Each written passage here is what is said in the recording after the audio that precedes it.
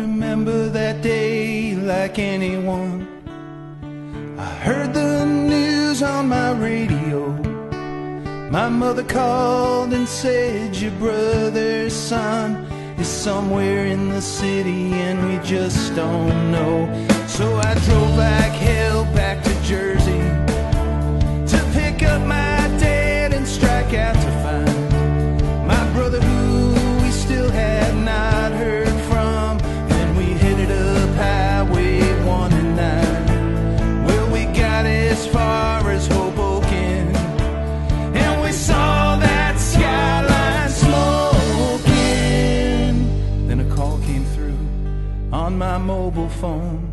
I said, hey brother, we're coming to take you home.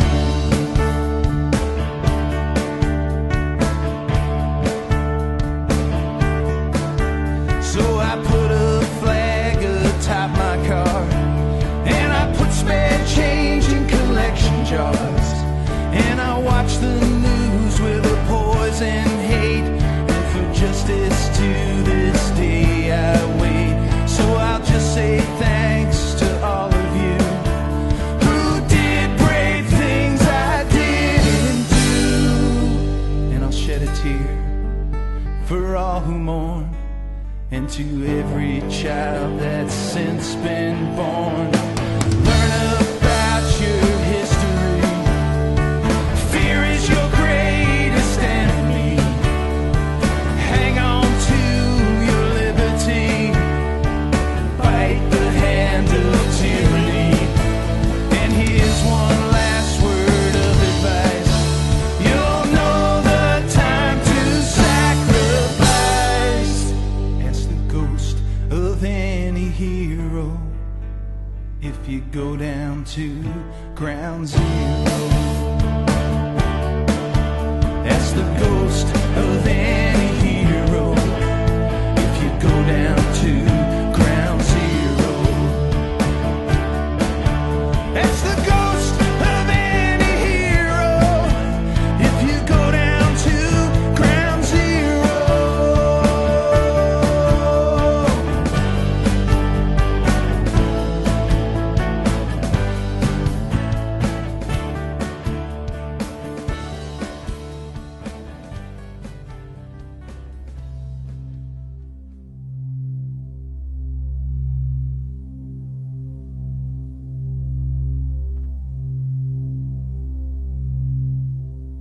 September 10th, I had just come off for vacation, and I was in Pennsylvania Dutch, and I actually got home midnight. So I literally went into my house, went into the shower, got all my uniform stuff out ready because I have a 5:30 shift, so I get up at 4 o'clock in the morning. So I laid it down for about 2 or 3 hours to get up and go right back to work on September 11th. I was living in the city, and every night before I went to sleep, because I had a really great view of the Twin Towers, so I could lay in my bed, and right between my feet were the Twin Towers. So I would see the twinkling lights and imagine the people working there. The night before, I got in very late. I had a rehearsal, and we kind of goofed around afterwards. So I probably went to sleep about 4 a.m., which is unusual. Which was really usual for me to be up that late. The night before 9/11, unfortunately, I was at work because I handled the international settlements, and I had to work on a very large trade with Hong Kong, and having to work on their time frame, which were hours difference from us, I was there until 9:30, 10 o'clock. And I since realized I was by myself in the department. However, it was not unusual of me to take on the task of doing or going the extra mile. And nothing unusual. I knew there were securities downstairs, so there was no fear. I had my business done. I took a cab home. And it seemed a regular night. It was actually my sister's birthday. The night before was just like any other night. September 10th was Monday night. It was unremarkable, normal, and not particularly unusual in any way. There was absolutely no sense of anything different that was going to happen. Preparing to go to work the next day, I actually, in January of 2001, I adopted a little boy. And it was difficult for me to take him to daycare, hop on the train, go to work, worry about getting back on the train, getting him in time. So it was always like a plan in my head how I was going to do this. That's really the most that I think that I could remember the night before. Interestingly enough, I do recall a little bit about the 10th of September in 2001, and it had a big impact on me because I became, through my work with the Fire Safety Education Program, I became a substitute teacher. I am a college graduate, not an education major, and on September 10th, 2001, it was a proud moment for me. I returned to Tottenville High School, where I was a student, as a substitute teacher. It was a rainy day, and finished up my normal 11-hour work days and got home roughly around 7 o'clock, 7:30, and sat down, had dinner. There were talks of the weather clearing for tomorrow, and so that was nice. Wouldn't have to walk in the rain. I'm at work, and I think about the night before 9/11 quite a bit. I was working at 24, the night into the day.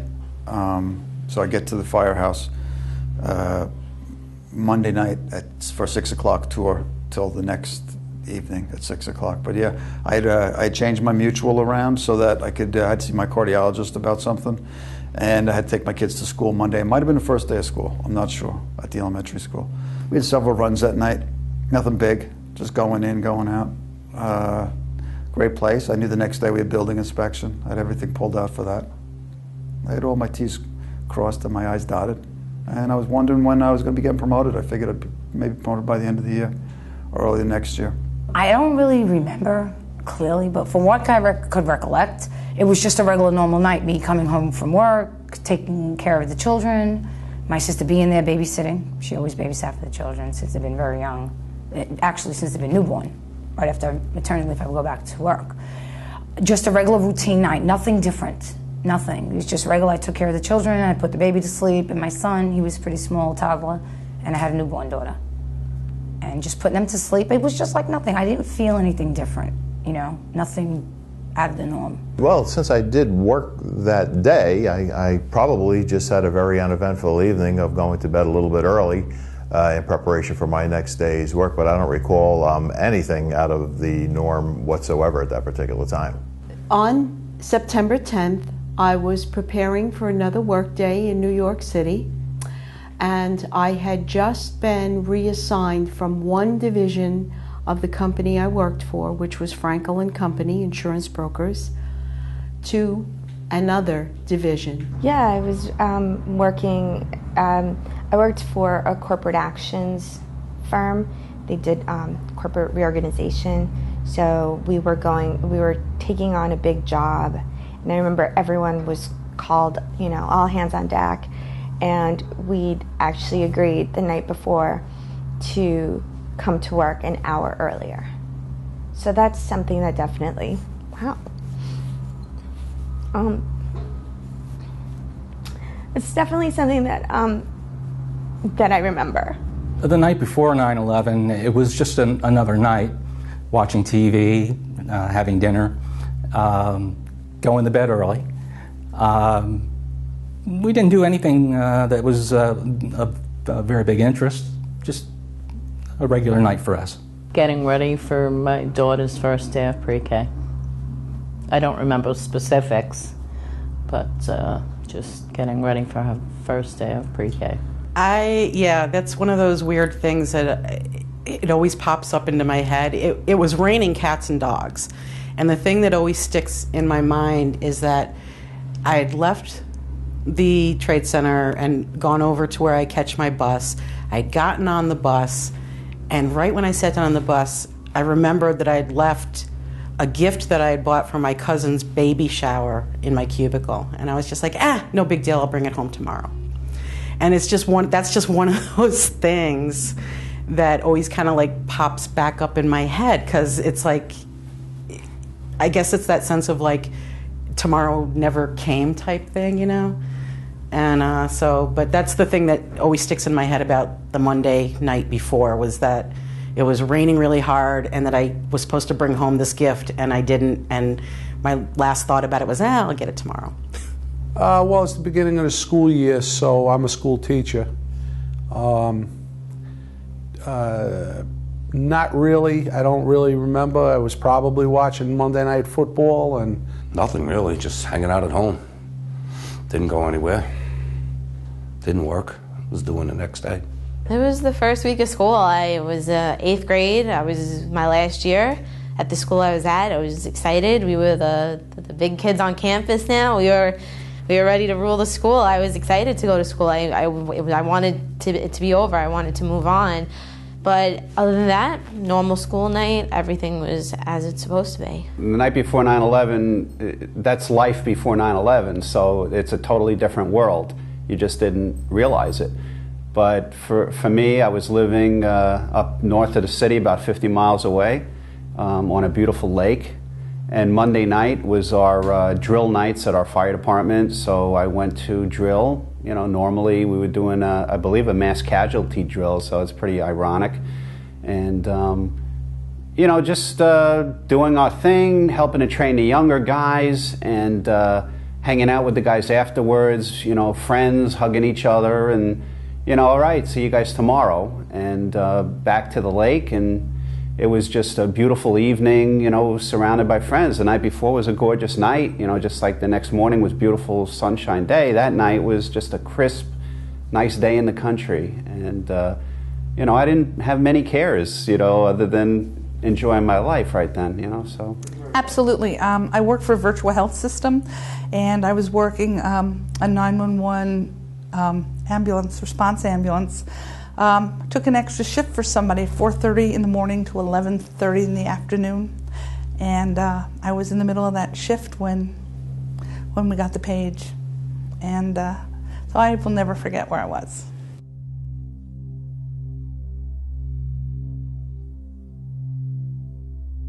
It was remarkably beautiful. A clear day, there wasn't a cloud in sight. So the cold front for that September, it wasn't really cold, but it's cold front nonetheless, had cleared the air of all of the pollutants, so you could see forever, clearly and sharply. I guess the pilots have two ways of telling you what that sky looked like. CAVU is one of them, C-A-V-U, clear air, visibility unlimited. Or severe clear is the other phrase they use. So you could see forever. It was this beautiful, extremely clear, perfect day. It could not be more perfect. Crisp, clear, you felt invigorated. Very happy day, you know, very good day. And it was a beautiful day. The sun was out, there wasn't a cloud in the sky, it was dry, sunny, crystal clear, perfect late summer day. And my thought was, you know, how much better could it get than this? As far as the weather, was a gorgeous day, the best day you could have ever seen. It was visibility. I said to myself, why am I going to work and I could go to the beach? It was beautiful. Spend the day with my children. Like the guy said, low humidity, absolutely drop dead gorgeous day. I remember got my coffee in the morning, and I didn't like to hang out too much in the kitchen because that's the guy's area. I'd like to stop in, just show my face and do some chit-chatting and stuff like that, but then I'd take care of my stuff in the office. It was a beautiful day. It was a very nice day. It was clear skies, with just maybe a puff or two of wind, just enough to comfort you. And it was just a beautiful, lovely, gorgeous Tuesday morning, absolutely normal, except that I was going in early. I could remember, you know, how clear a day it was and how beautiful a day it was and how there was nothing you couldn't see from the Staten Island side. It was such a gorgeous day. We were hiding underneath the trees because it was starting to get a little bit warm, and in the ambulance you can get warm very quick, and I hate air conditioning. I'd rather have fresh air than air conditioning. September 11th, 2001 was a beautiful blue sky day. It was unusually beautiful, and I noticed that. In addition, it was a primary voting election day, and so the polls were open and some people were going to vote before they would go to work or conduct their daily activities. It was also the first day of school for some school systems, and so as a result, the offices perhaps were a little bit less filled with people at the time of the attack. As the events unfolded, they really came from out of the blue, and that's literally and figuratively speaking. When these planes entered the tower number 1, the North Tower, it was right out of the blue sky. No one could ever have anticipated. And in fact, when it occurred, it was incomprehensible what had happened.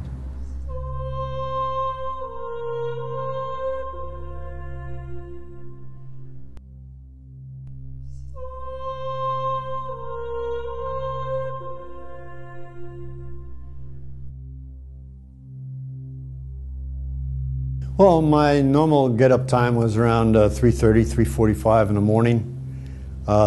Allowed me time to leisurely get prepared in the bathroom, of course, with a shaving and showering and whatnot. Walk down to the train station.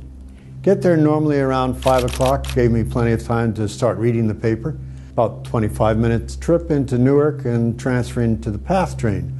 The PATH train is operated by the Port Authority of New York and New Jersey. And of course, my destination would be the World Trade Center, which was another 22-minute trip. I got up at about 5:15 in the morning, like I always did. I was getting ready for work. Was preparing my lunch, like I did every day. I had everything all set up, and I pulled this outfit out of the closet, and I said, "This is good. I'll wear a shirt under this pantsuit because it's going to be cold when I come out." Put my sneakers on, kissed my husband goodbye, and said, "Okay, honey, I'll call you when I get to work, and then I'll call you when I leave from work." Got on the PATH train and came into the World Trade Center like I'd done every other morning. I'd been up since 2:30 that morning, got dressed and went to work, and was watching, I remember, I Love Lucy.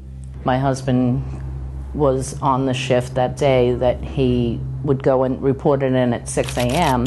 And then if somebody called out sick, he would cover their shift. Yep, getting up, going to work, getting my son ready for daycare, leave him off, get on the train.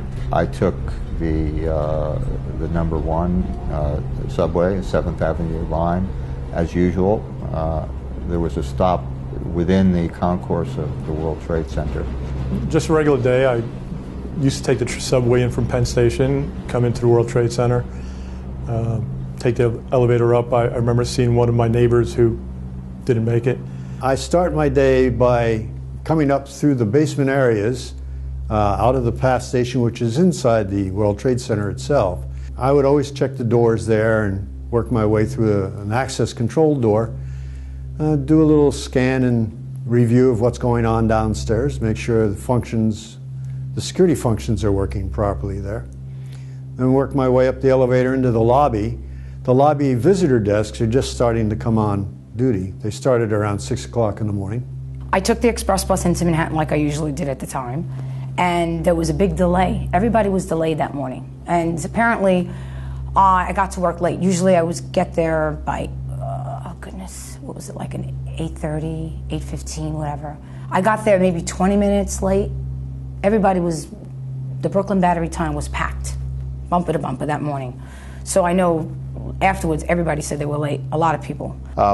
Driving up the Parkway, taking my 40-minute ride to the firehouse, and same routine every morning. You come in, how you doing, guys? And you sit down at the table and you have your morning coffee, and the TV is on. On Tuesday morning, the 11th, I had woken up, was making coffee at the time. The dog wanted out, took care of the dog.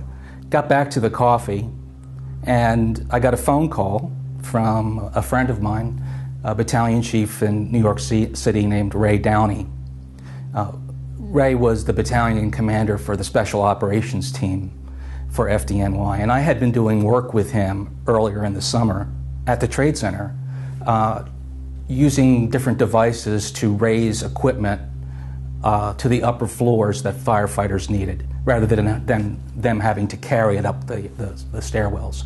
And it was an interesting project because it involved lifts that the firefighters would carry to the upper floors, and we used the elevator shafts. Normally, I roll into work like around, well, I used to roll into work at around 9:30, and then I would stay till like 8 or 9 o'clock at night.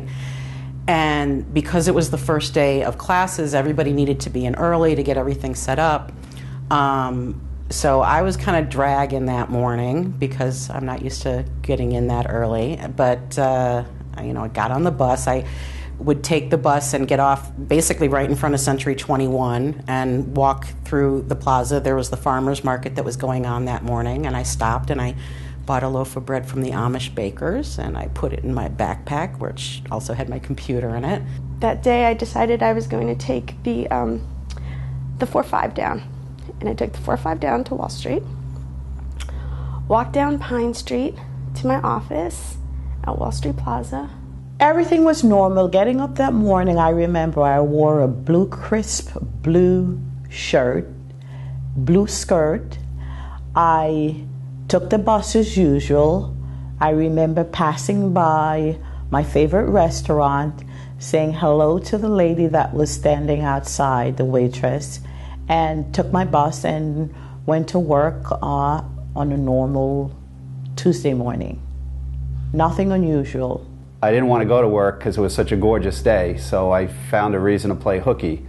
And literally, living on the lake, the fish were calling me to go fish it, you know, so I went out on a little boat and, you know, cast the rod a couple of times, caught like a couple of nice big mouth bass.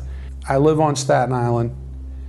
I was working at a high school that was directly across from the World Trade Center. It's the furthest point you could be, right next to the Staten Island Ferry, McKee High School. We're up on the top of a hillside, and I could remember coming down Victory Boulevard, the main hill, going down before you go up again. Went to work. I was one of the deans of the school. So I was working in the cafeteria at the time for, you know, late breakfast, early lunch, whatever it was. Yeah, it was a typical morning. You know, my father was at work and he called every morning, and apparently I remember answering the phone. He asked, did I get called to substitute teach, because he was on his way home. And I was like, nope, all right, have a good day, see you later, love you. Same thing any morning would be. My brother and I, my mom dropped my brother and I off at school. My mom, she also works for the Board of Education. She's a para, so she went. Our school, where we were, was only 5 minutes away from where she was. So she dropped us off at school, and it was a normal morning until, you know, we switched classes. I was in math class at the time. My middle girl, Jackie, said, Daddy, you have to take me to school today. It's picture day. I said, well, get your rear end moving. It's 7:30. I got to be at work at 9. I dropped her off at school at 8. Beautiful day. I got to work about 7:30 that day. As I was busying myself on the phone with a gentleman from our London office, we made a connection to Brooke from Cantor Fitzgerald to resolve the very same trade that I was working on the night before. So I proceeded. I went to the office and I followed the signs for Tower 2. And just as I'm doing right now, I pulled out my ID. And on the reverse side is the barcode that you put over the scanner. So it scans you in. I get off the elevator. I went to my desk, just like I did. It was around 8 o'clock in the morning. And I put my pocketbook down, like I have here. I put it down. This particular morning, we were scheduled to make a demonstration of 9 new doors on the observation deck that we had just put security access control systems in place on them. And we were going to demonstrate them to the manager of the obs deck for his approval to bring them into the system and turn them on for 24-hour duty. So approximately 8 o'clock, the systems administrator and I went up to the observation deck, which is somewhere between the 108th floor and the 110th floor in the roof line, to make sure that those doors were working. And that when we went to make the demonstration at 10 o'clock, we would have no problems at all. You get there, and as much of a hassle as it was in the morning, just going up that escalator and seeing Welcome to the World Trade Center was just, it was like a gush, you know, it was a good feeling. As I'm walking into the building, I'm looking up at the building, I'm saying, oh my God, look how giant this building is. I've only been working here 6 months. And I always felt kind of, I don't know, I can't explain it. Even the day I went for the interview, something was just giving me, honest to God, I just got this feeling like, don't work here. I don't know why. It sounds crazy. I just got a feeling of being very eerie. It wasn't right. I can't explain it. Anyway, that feeling came back to me that morning, and I was only in there 6 months. I still got that feeling here and there throughout the 6 months, but this morning was different. So I, stopped at the farmer's market, I went through the plaza, and I went into the mezzanine area, just like I always did, go downstairs, show my pass, get on the elevator, go upstairs. And my company was on the 17th floor in the South Tower. We used to always complain, I was going to use a different word, but we used to always complain about the fact that we had no view whatsoever. I mean, we could look out our windows and see the plaza, and that was it. But on that day, it turned out to be a really good thing that we were on a low floor. I proceeded along with everybody else and towards Tower 2 to the 36th floor. Frankel occupied the entire 36th floor and half of the 35th floor. And on the way up the stairs towards Tower 2, there was this young musician who would play great violin music. And that morning he was playing Mozart, and I stopped for like a minute just to listen. I'm thinking, okay, Mozart, send down your good vibes. Perhaps there were, roughly speaking, a third of the staff were present. We had a significant staff, 4 floors, 79th floor, 80, 81, and 82. I was on the top floor of our 4 floor on 82nd floor. I had my cup of coffee from the Roach Coach, and then I went upstairs, started my day, sifting through files upon files to see which files were valid to keep for study. Went in, it was nothing. Made coffee, stood around, chit-chatted with my colleagues, and then, started just getting into work. Getting coffee, going upstairs, I wore sneakers to work and put my shoes on and went over to talk to a coworker that day. I had a picture of my son that I took at home and wanted to show her, so I was talking to her at that time. And I went and I sat at my desk, and I logged on to my computer, and the funny thing was I didn't put my pocketbook in my bag, in my drawer, like I usually do. I left it on the floor. And then I'm just logging in. Probably about 8:15 or 8:30, thereabouts.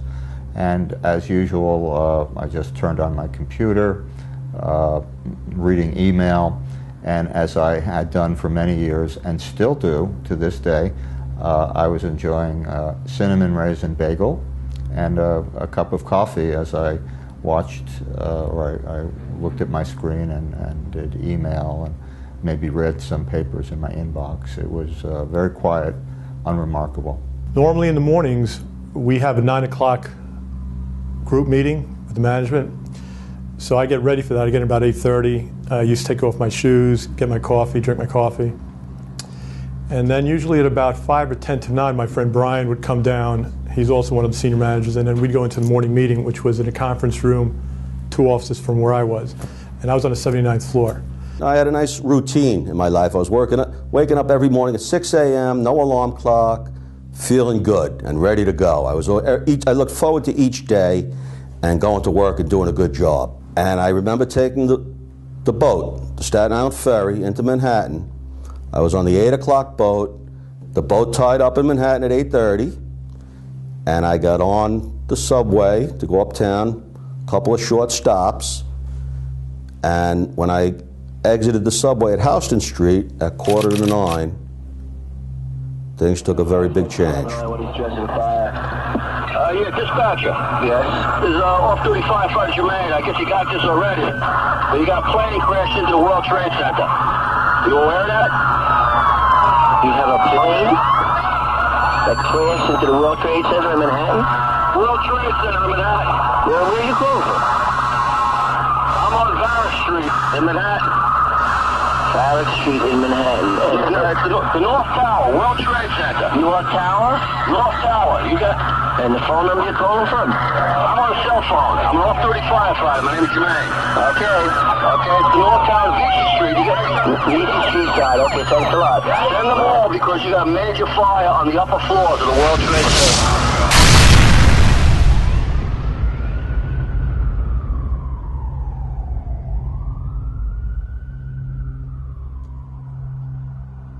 We heard something on the regular radio that plane went into the Twin Towers, and I just looked at Jen. I said, turn the shit off. I said, this is just not even funny. So the radios are all blaring at this point saying there's an MCI, which is a mass casualty incident at the World Trade Center, and it was a small plane into the tower. I watched, my pager went off. It was 8:46 that we were paged out exactly when the first tower was struck. Called my supervisor and he said, we already have somebody en route. Go home, get your dog. I looked up and I saw this huge hole in the side of the building. I didn't expect to see that big of a hole.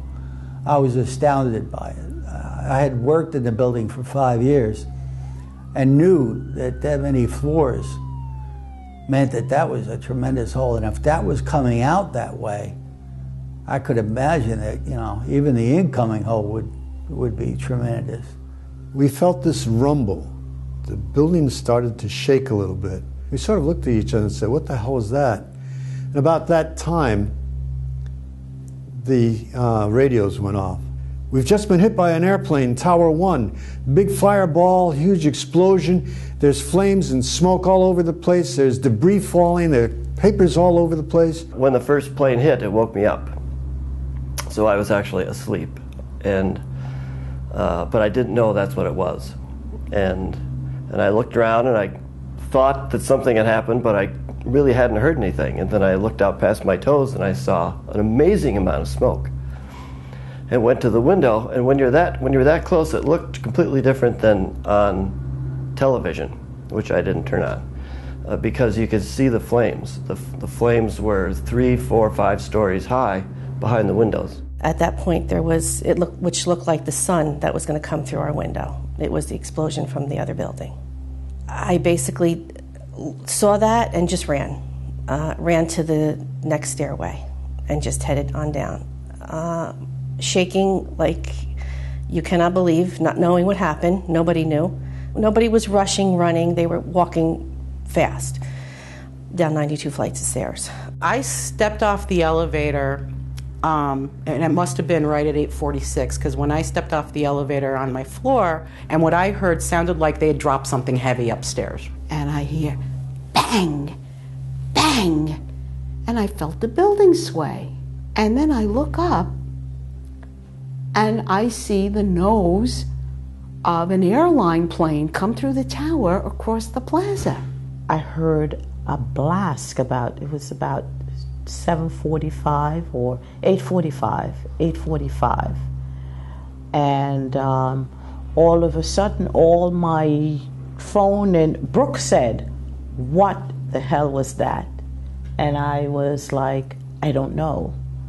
And I felt the building went to the left and came back to the right. And my coworker, Chris, pulled me and said, get down, we've been bombed. And then I continued to just, head into the office. But before I could even get into the office proper, people started coming out of the office saying that a bomb had gone off somewhere. But then at about 1:45 or thereabouts, heard something, and you looked out the window and you saw the people just scurrying out. And they looked like ants coming out of the ground. And then I saw papers flying around, so it was obvious. We didn't know what happened, but it was obvious something happened. The building rocked. Like in a train, you know, when a train center comes to stop, and that's what it felt like. And that's when I think everybody changed. Somehow became aware that something had happened. This was just after 8:46 a.m. when the first plane entered tower number 1. I looked out the window, and what I thought I saw was confetti rising, going up. And I thought this strange. What I later realized was this was not confetti. These were 8.5 by 11 sheets of paper, but the enormity of and the scale of the buildings made it appear as though these were just small pieces of paper. And I could see that tower number 1 was on fire, and I could see the enormity and the extent of the damage. I felt a little jerk at the table at my desk, and then the guy sitting next to me said, me and both said at the same time, what was that? It was a little jerk. And then all of a sudden we felt a big, and that's when Peter, one of the guys we worked with, said, under the desk. That's all I heard. And I jumped under my desk. And I just sat there and I thought, hey, wait a minute. I didn't sign up for this. What the hell is going on? So we all got up and we all went like this. How'd they do that? Dear God, how stupid are you? You can't see a 100-story building? What's the matter with you, you idiot? And we just stood there like fascinated. We didn't know what to do. I just remember looking up, and a gentleman by the name of John Yehovis comes running out of his office. His booming voice said, Caroline, turn up the volume. The World Trade Center's just been hit or something. A few minutes later, I was pulled from under the desk, and the securities came up, and they said that it was a minor accident.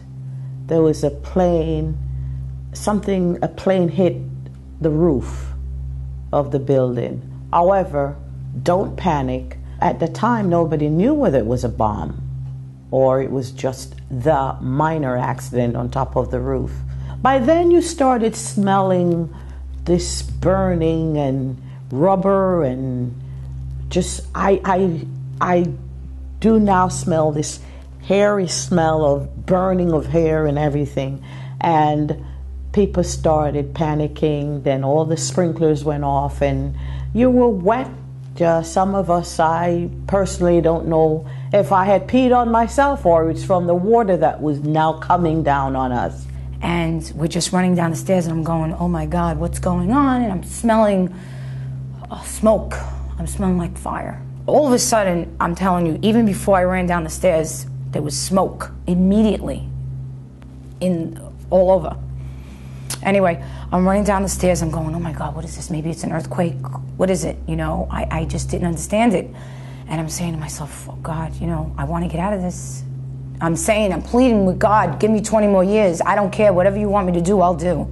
I'm going down and I see a firefighter's coming up, and I said to my, you know, they're going up with the hoses on their shoulders, and a firefighter's coming up. A fire captain with a suit on is coming up with an axe. I'm saying, my God, why is he coming up? Usually they're down at the bottom, but I said to myself, my God, it must be very bad up there. They look petrified. When I tell you petrified, knowing that they were petrified, I'm saying to myself, what am I supposed to think?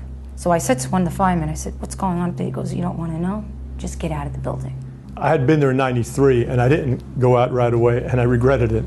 That was a real bad experience in '93. So I decided to leave, and I started down the stairs, very calm. We got to the 44th floor, which in the World Trade Center was one of the sky lobbies, and the personnel there, security or the building personnel, were telling people to get out the stairs and go on the sky lobby and go back to your offices. They told us a plane hit World Trade Center 1, and that we were safer in the building, that there was debris falling down. So we all started getting on the 44th floor, but there was a mass of people in the sky lobby, and then just something inside of me just said, I want to get to the ground floor. Again, I think remembering how I felt in 1993. So I just started going against the traffic. Everybody was, and I just kept on going down the stairs. We just had a plane crash into the upper floor of the World Trade Center, transmit a second alarm, and start relocating companies into the area. The World Trade Center, tower number 1 is on fire. The whole outside of the building, there was just a huge explosion. They had determined that a plane had struck tower number 1 and that emergency help was on the way. But at that time, we had no sense of why a plane had entered tower number 1, or was it, you know, a small helicopter or some other type of accident, similar to what had happened at the Empire State Building when a plane actually entered, purely accidentally, one of the upper floors. And over the loudspeaker, because one of the teachers, her daughter was working in Lower Manhattan, so over the speaker they said, there's been an accident in Manhattan, there's nothing to worry about, we're just letting the teachers know everything's okay. And thought nothing of it. Then, slowly but surely, kids were being called out of school, little by little by little, and it just got a little bit more bizarre, and we were just a little bit more concerned. As I came in, I heard them talking about, you know, something was happening at the World Trade Center, like there was it looks like a small plane and this and that, and I'm looking at the building on the news, and I was like, I know that city, I grew up in Queens. It just didn't look like it was a small plane, and then I'm thinking, well, did the guy have a heart attack? I mean, it must have been a bigger plane, and he must have accidentally veered in, and they're explaining this thing. As I'm coming up to the top of the Verrazano, I saw the smoke. I said, well, maybe it's a pier fire, because you would get your pier fires in Brooklyn or Manhattan, and it's all black smoke. When I got to the top, I saw the North Tower was burning. Put on the news, and they said it was a small plane. Crashed into it. You know, people on the street are saying a plane hit Tower 1. And that was when I first looked up and saw that there's all this smoke pouring out of Tower 1. Initially, we didn't know what was going on. We really didn't. We had no idea. When I exited the subway, for the first time, I could see with my eyes what had happened. I looked up and I could see the towers on fire, aflame. Horrific, terrible. I knew that people must have been killed, and I knew this was an event of great significance, so much so that my first thought was to watch, because this is history happening, and I would witness history, I would watch it. But perhaps my instincts and my need to survive got the better part of my judgment, which in retrospect was the right thing, and I thought, no, I think I will just get as far away from here as I can. I know my first take on it was, well, no major airliner or anything is going to crash into the World Trade Center. It was probably some errant, smaller plane or some private pilot or whatever. But in looking at it, the damage was a bit significant. Don't forget, we're getting the first pictures coming in, so the smoke wasn't really at its full billowing at the time, and so it could have possibly been a smaller plane, and that's the take we're all trying to have on it. The thought of terrorism or anything like that, not even in our minds. It was an accident. So as we continue to watch, it does start looking really bad. I remember hearing on the news, something went into the World Trade Center. It's some pictures from a traffic helicopter of, you know, like the side of the building, the side of the North Tower. And at the time, you could see a little flame, and they said, no, they think maybe a small plane went into it. And the first thing I thought was, I bet that ultralight guy from a week before lost control and went into the side of the building. And I was thinking, no big deal, you know, it's just a little bit on the outside. And the angles they showed of the North Tower, and the TV clips that I saw quickly, didn't look like much. And they came across second alarm on the voice alarm, second alarm in Manhattan, box 8087. And the running joke in some of the busier areas is when you have a high-rise fire in Manhattan, it's kind of like a garbage pail fire or something like that, because the buildings are so complicated that even a small smoke condition is a major thing in an occupied building of 10 or 20,000 people. Then you hit third alarm, you know, fourth alarm, and then the pictures were coming in on the news because it was on every station. And you could see, like, whoa, this thing's really cooking. And it's tough to get perspective on a building that large. Truck got the alarm. I think they went on the north. They were assigned early, maybe a third alarm on the north tower. That was if the first building was hit. They took off because it's a double house, the engine and truck. Engine 1 out of Manhattan. Engine 1 out. Engine 1 out, World Trade Center, 1060. Send every available ambulance, everything you got to World Trade Center now. At that point, we took off and we headed down to the main highway. And as we got onto the highway, 2 other fire department units were going past us. I think that's the first time that we saw the one tower burning. The second plane had not hit at that point. When I emerged from the subway at Houston Street in Varick, which is 1 mile north of the Trade Center, I heard a woman say, "Look at the fire." So, being in the business, I instinctively looked up. I did not see the impact of the plane, but I witnessed the result of it probably moments after impact. I had a perfect view from 1 mile north of, looking directly down at the north tower, which the plane impacted the north face of the north tower in the upper floors. So I witnessed a fireball hundreds of feet in the air. I witnessed the structure of the building punctured, probably 15 floors high from up to down, and a huge fire coming out of it. I knew exactly what it was. Even though I didn't see the plane, you would think, oh, it was an accident, it was a small plane. I knew exactly what it was. I had been there for the previous attack in 1993. I was on duty and responded that day. And my greatest fear was, what if they ever took these towers down?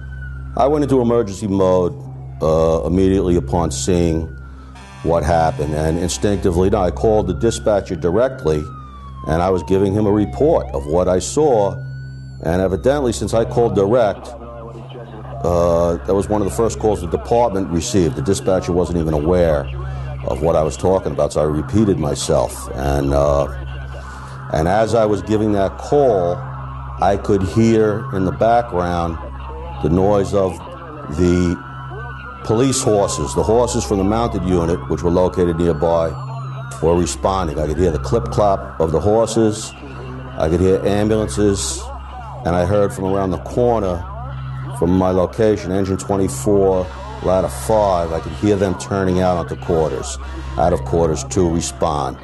So I knew what we were up against, right from the get-go. Send them all because you got major fire on the upper floors of the World Trade Center. We had a large fire to fight, and we had a great possibility of losing a lot of people, especially at that time in the morning.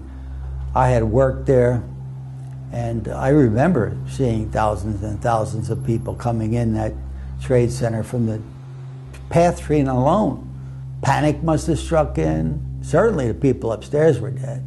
I got onto the elevator, and this is building 2, of course, and when I got downstairs, there wasn't anybody in the lobby.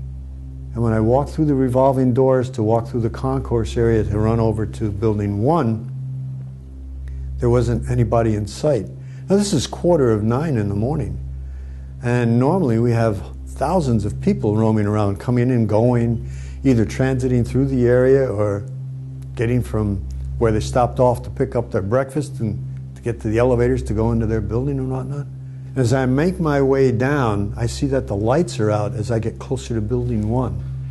And when I got very close to it, the huge hanging signs that would tell you where to go, here for Path, there for Tower 2, somewhere to go to World Financial, etc.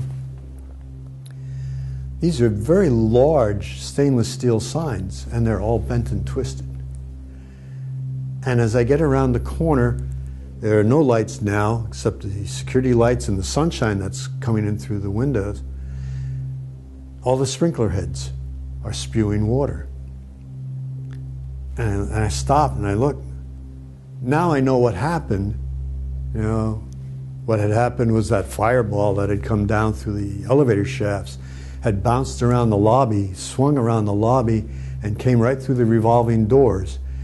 And that heat melted the fuses, and so now the water is spilling all over the place. So I took a couple of showers getting into the revolving doors, got in and started with the evacuation plan, which was to send everybody out towards West Street, because that's where we would normally have the first responders coming. The fire department, ambulance corps from the various hospitals, or from the EMTs that would come in, police. And so I'm sending them out that way because if they're going to need treatment, they're going to be triaged as soon as they hit that area. But shortly after doing that, a fireman comes up to me and tells me, "Sir, it's not a good idea to send them out that way. It would be better if you sent them through the concourse up to Church Street." Now, the reason it was going to be better, and he told me it was dangerous out there or unsafe, was that some of the people that were trapped above the impact point, you know, the plane hit around the 93rd floor, and 2 or 3 floors above it were heavily damaged. But in doing so, the plane took out all of their escape routes, the stairways, the elevators. They were all taken out by the impact of that aircraft. And they had only one more option, because if they weren't burned to death, killed on impact, or suffocating from the smoke, they had one more option.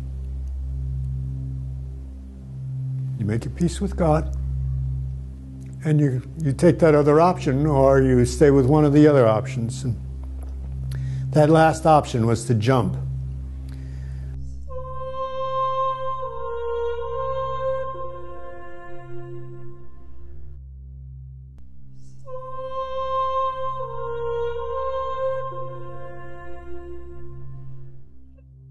There was a guard, security personnel from the building that was advising people to return to their workstation. Do not go down to the plaza area. Do not exit the building. It was a terrible, tragic misjudgment, but the reason was ostensibly to protect those from debris that was falling down because of the plane that had struck Tower Number 1. There was a moment of inner thought. I doubted that that would be the right thing to do, to return to my office. After all, I'm a New Yorker. I'm a survivor. I have an instinct that says if something has happened nearby, like a fire or any sort of potential problem, get as far away from it as you can. What would I be doing? Going back to my office and sitting down and writing emails? I mean, it was inconceivable anyway that I would just go back and continue my work. But that all happened in just a few seconds. I was thinking, I don't think so. And then I felt the second plane enter the tower I was in, and I felt the building shake. I felt it move, and I knew instantly this was not an accident. This was an attack. This was a terrorist attack. And I thought the building may collapse at that moment, and I thought this might be the end of my life. It still wasn't, the pulse wasn't beating too hard yet at that point. And then one of the guys, I guess the house watchman, came running in, and he goes, "The South Tower was just hit. I saw the plane fly right up the East River, or the Hudson River part is there." And he goes, "We're under attack. It's a terrorist attack." And I have to tell you, I felt like I got hit in the head with a hammer. I was like, why didn't I see this? What was I thinking? And I was like, wow, really? And then we really started focusing on the news. But then we got the response ticket to go. We were assigned on the 5th alarm for the South Tower. I'm on the FDR drive.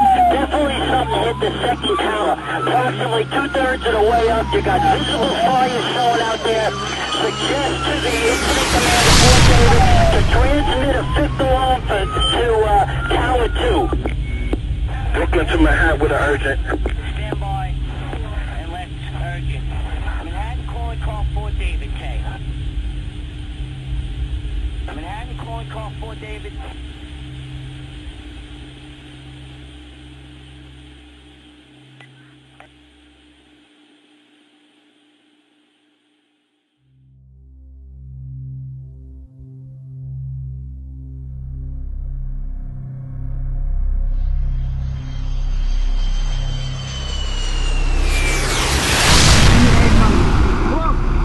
It just fucking hit it! Another plane just hit it! Oh my god, Hussein! Hussein, what the hell is going on? Hussein, this is an act of sabotage! Hussein, did you see what I just saw? One more plane going there. Man, what's wrong with these guys? Hussein, it's gotta be sabotage! Hussein, it's got to be sabotage! Jim, I saw the plane going there and I was laughing at it. No, it did. It just hit. Another plane just went right into it, Hussein. Man, I saw the plane. It went into the other building. Hussein, it sounded... My God. Hussein, this is a terrorist act. You know that, don't you? I just thought, look at the guy who... Hussein, I'll tell you what. Hussein, we're probably going to be there's going to be other targets all over the country today. We're being attacked, my friends. This is it. The second plane looked like it was actually coming toward us. Very, very low. Me and him looked at each other and were like, what is going on here? And we watched the second jet tilt and make a U-turn almost directly over the building we were at. And we watched it heading toward the towers. Neither one of us could believe it. We watched and watched, and sure enough, I was on the rooftop of the building when the second jet hit the second tower. The second plane hit while I was inside the building, so I didn't see the second plane at all, and I knew nothing of a second plane until I went home and was watching the whole thing played out on television. And while I was talking to him, the second plane hit. And it was a 60-story fireball that came at me. And it was astounding, and I couldn't speak. And so I just said, I have to call you up, and turn the phone off. And I think I couldn't hardly make any phone calls after that, because then my phone went dead. And the plane hit right in our 4 floors. I think that my friend, based on the facts that I know, and some personal facts I don't want to talk about because his wife told me, but he was instantly hit. He was at his desk, and when the plane hit, so I think it was instantaneous. There was no, When we were watching the screen when the second tower was struck, and that's when people really started freaking out, but in a really organized way, in a way of, I need to get out of here. I would rather take my chances somewhere else than to just be a sitting duck. And that was really the mentality. By this time here, the second plane does hit. We know it's an act of terrorism, and it takes on a whole new complexion at this particular time. But I can assume that out of the many things that I felt and heard, there were a series of them that probably took place around 9:03. The ground shuddered. The building groaned like I have never heard it groan before. And I get another radio message. It says, "We've been hit by a plane. Tower 2, blah, blah, blah, blah, blah." And I'm saying, wait a minute. Say that again. Tower 2. And I said, okay. I can't accept that. I cannot reconcile or accept the fact that there's a possibility of a second plane hitting. But at that point, I also, not only was everything kind of like rumbling, but there was this noise that sounded like a freight train, really, but it was coming from the sky. And I remember looking up and looking to my left because that's where the sound was coming from. And I was expecting it to be, I don't know, a helicopter or something because, you know, the other building's on fire, so there's got to be people, you know, coming to rescue people.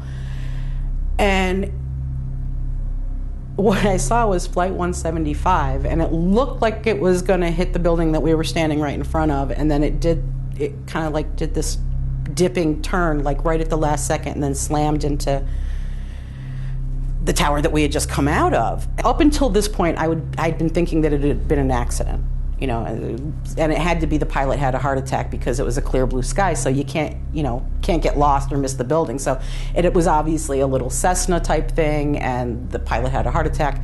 But when I saw that massive plane come and like turn on its side and just go into the building, the concussion from that knocked me off my feet, and I was bigger than I am now, so that's, you know, not an easy thing to do. But I was laying on the ground and looking up, and in my brain said that was not an accident, and I got up and I started to move like I have never in my life moved before. I'm not built for speed. Just then this very handsome young fireman walked toward us. And he saw me in the doorway. He spotted me. And he looked at me and he said, "Lady, take your two friends, and I want you to go through the concourse, through tower number 5, which would lead you to Church Street. Once you get to Church Street, just go in that direction." He said, "Because look what's happened." And I looked out and I saw the plaza filled with steel and glass and concrete, and I thought, oh no. So I said, "Come on, Regina, come on." And just as I finished that statement, tower to his head, and I felt the ground shake under my feet, and I'm thinking, oh my God, this is like the earthquake. And I looked at this watch, and it was exactly 9:03. I think when we got on the 60th floor was when the plane hit our building. And it shook, definitely felt the building shake. Now people are running down the stairs. There's coffee spilled on the staircase, trying to get down. And these two men looked at me and said, "If you want to see your son, we need to get out of here." And they literally, arm for arm, pulled me down those stairs till we got to the bottom. If it wasn't for them, I would never be here today. But when that when the second tower was struck, that's when it really came over us. Like, it was one of those literally oh shit moments. Are we dead? Am I having an out-of-body experience that I somehow know that I'm going to die today? And I don't want to.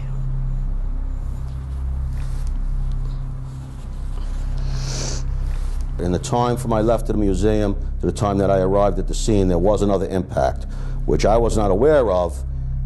So now the incident became twice as large. It was already enormous. I knew when I saw the impact, I knew there was going to be many, many deaths. I knew there was going to be many civilian deaths. I knew a lot of firefighters were going to die. I knew that when I saw it.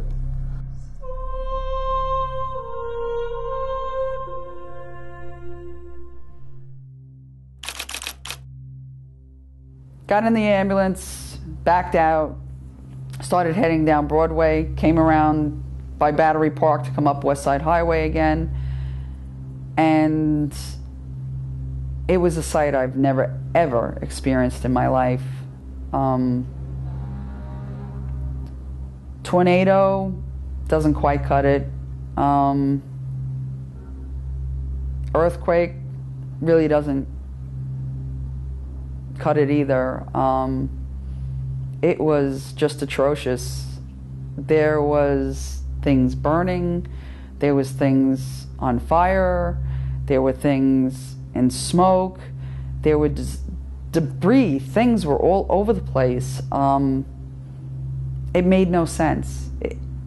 You're trying to, fathom this in your mind, and you can't, because this is nothing I've ever experienced. I was a volunteer firefighter in my local fire department, but I have never seen a scene like this. And at that point, I ran over someone's leg, foot all the way up to the hip. I knew it was the left leg just by the way it was positioned. And I turned to Jen at that point and I said, I just ran over someone's leg. And there was kind of a disbelief in her face, and I said, no, I just ran over someone's leg. It wasn't a mannequin. This was someone's leg. We started going down West Street, and we're looking right at the North Tower. The people jumping on the North Tower like crazy. You know, you could see where the plane went in on the north side. We were approaching the North Tower from the north side. I remember coming across a turnout coat laying in the street, and it looked like it had been cut to shreds, and it was covered with blood. And it had turned out, I believe it was Danny Surtham, 216, got hit with a jumper. And his company grabbed him and eventually took him to the hospital, but the coat was like laying there, like it looked like it exploded. And there was, you know, I don't want to say there were body parts all over, because it was just debris, and at that point, the bodies hitting the ground weren't. I told the guys, watch out, keep your head up so we don't get hit by a jumper. And I remember an aircraft tire on the street, giant aircraft tire. And I remember seeing debris and glass and stuff like that you see in an office, and body parts. I remember seeing a woman's calf from the knee down with a high heel shoe still on it. And it was just like, it was surreal. It was from here down. And a nice calf and a high heel pump on it. And it was just sitting there like a prop. I was waiting there. You hear the young kids, you know, look at this. And it was the poor souls, you know, jumping. And I didn't want to look, because you knew that they were in their last seconds of life. So many horrible things. There was jumpers coming around us. The ground was littered with body parts. It was pretty horrible. I was traumatized. I was standing there and I'm looking outside, and it literally made no sense. I mean, my brain could not wrap itself around what it was seeing, and so my brain was saying things and stuff, you know, and that's really, it was like things that were falling, stuff that was falling, and it didn't make any sense. And it was the noises that my brain kind of was more focused on than what I was seeing, because I think I'm more of an oral person than a visual person. And suddenly I realized that, you know, I was seeing paper in the air, and I was seeing things crashing down and making these big crashing noises, and they were like on fire, and there was smoke. It was like things that made big crashing noises and things that made these like almost like big popping explosions. What I realized is that I was seeing pieces of the building, probably pieces of airplane, but at the time all I thought of was pieces of the building that were on fire. And then I realized that I was also seeing people. I know for me, that's when I started to that was the first time I panicked. I mean, flat out just panicked. We just got caught up, and the people are chained and jumping and, you know, shaking your head like, don't jump, don't jump, don't jump. But in your head, you know, you're thinking, well, suffocate, burn to death, or jump. None of them are a good choice, but I don't think I would want to suffocate, and I don't think I would want to burn to death, so I would jump. We would eventually end up out there, but now I'm on this outside looking, and you wonder what horrors people are experiencing. Your heart goes out to them. You can't even imagine what was probably going on. And I remember going up on this little hilly section of the city and looking out, and I could see the World Trade Center pretty big, and it was about that big to me. And I remember I held my hand out like this, and I put the World Trade Center in my hand. And I said, my God, if I had the power to just take those people and rescue them and do something for them from here, what are they experience over there? What I'm hearing on my radio over here, what is this? This is the most incredible thing that I have ever seen in my life. We were about to go back into the building, and all hell broke loose. This is an EMS worker. There's been a major collapse. We need additional units forthwith. Tower 2 has had a major explosion and what appears to be a complete collapse surrounding the entire area. There's been a major collapse in the tower. The command center out here, everybody it was a major collapse. I'm in my rig right now. The South Tower now is starting to implode. The fireball is following us, so we're running away from a fireball towards Financial One. The fireball hit Financial One, sheared a part of it completely off, and the area we were in, that section entombed us with all the debris that was coming off of the South Tower as it was imploding. At this point, we're buried alive. There's no way out. Somewhere in proximity to the plaza of the South Tower, en route to entering the South Tower, when the building started to collapse. The building that was hit second collapsed first, so it went faster than the North Tower. And being in Tower 2, now everybody thinks Tower 1 went. Tower 2 went first. Tower 2 went first, then Tower 1. And that was like mind-blowing. I mean, we thought it would be the other way around, and I knew something was wrong. It was a perfectly calm day, and all of a sudden I feel the building sway, and I hear, and if you've been in a skyscraper, when it sways, it sounds like, you know, a horror movie with the coffin opening and then the coffin closing. It's what it sounds like. At that point was when the first tower, our tower, started to come down. And I thought, this is it, I'm gonna die here. So I started to run. And then we get this great trembling thing, you know, going on. And it's building 2 coming down. I said to myself, my God, you know. And then it came over the radio, our radios, that, the building 2 came down. And we were ordered to evacuate. Came back out, and I just started taking some pictures when the first of the buildings started to fall. And the person I know standing right next to me fell to the earth. And you could hear this noise that came from everyone, this sound. And then it hit, and then you heard the rumble go through the subway. Actually, this one black fellow walked through the park and yelled, "The white man's world is coming down." And people turned to him and yelled, "Fuck you!" And it was like this moment where, because everyone was like half dead. There's this whole, you couldn't imagine how many people were dying right now, and it would be lost. But I never thought it would collapse that way. I always, in my mind, pictured the building kind of toppling over. It was.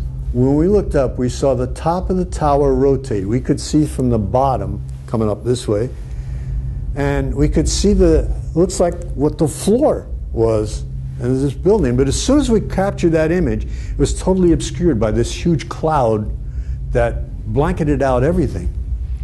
And then the only thing we had was this tremendous rumbling roar, like huge boulders, an avalanche coming down a rocky mountainside. And then you hear this thunder and loud sounds, and the building is starting to shake and vibrate. And the mind is racing, and I'm saying, all these thoughts instantaneously going through. But there's another part of the mind that's operating too.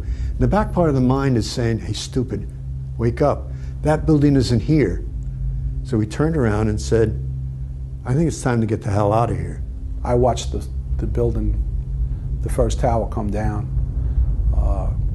right from my school building after I knew my brother was there. You heard the popping, and then you just saw the tower leaning, the South Tower coming towards us, and we ran. It turned black as night. Everybody started gagging, vomiting, you know, trying to get your mask on. I put my mask on. It was full of whomever and whatever. We watched on the screen as the first building tumbled down.